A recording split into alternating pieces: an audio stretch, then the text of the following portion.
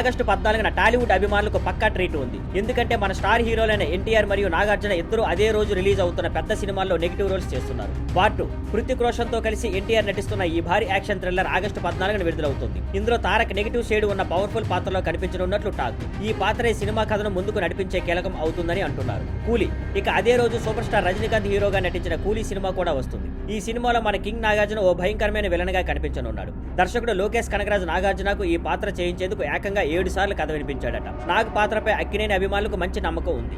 ఇద్దరు నెగిటివ్, ఇద్దరు పంచ్. ఇలా అనుకోకుండా ఇద్దరు ఒకే రోజు నెగిటివ్ రోల్స్ తో తెరపైకి రావడం, అదే రోజు రిలీజ్ కావడం సినిమాల మీద మరింత హైప్ పెంచింది. ఒకవైపు తారక్ సినిమా వార్ 2కు తెలుగులో భారీ క్రేజ్, మరోవైపు నాగు ఉన్న కూలీకి కూడా భారీ బజ్ ఏర్పడింది. తెలుగులో భారీ ప్రమోషన్స్. వార్ 2 తెలుగు హక్కులు సితారా నాగవంశీ తీసుకున్నారు. సినిమాకు పెద్ద స్థాయిలో ప్రీ రిలీజ్ ఈవెంట్ మరియు ప్రమోషన్లు ప్లాన్ చేస్తున్నారు. మొత్తానికి ఆగస్టు 14న తారక్ వర్సెస్ నాగ్ ఫైట్ ఎంతో ఆసక్తికరంగా మారింది. ఎవరి నెగిటివ్ పాత్రకు మాస్ బాగా కనెక్ట్ అవుతుందో చూడాలి. Thank you for watching.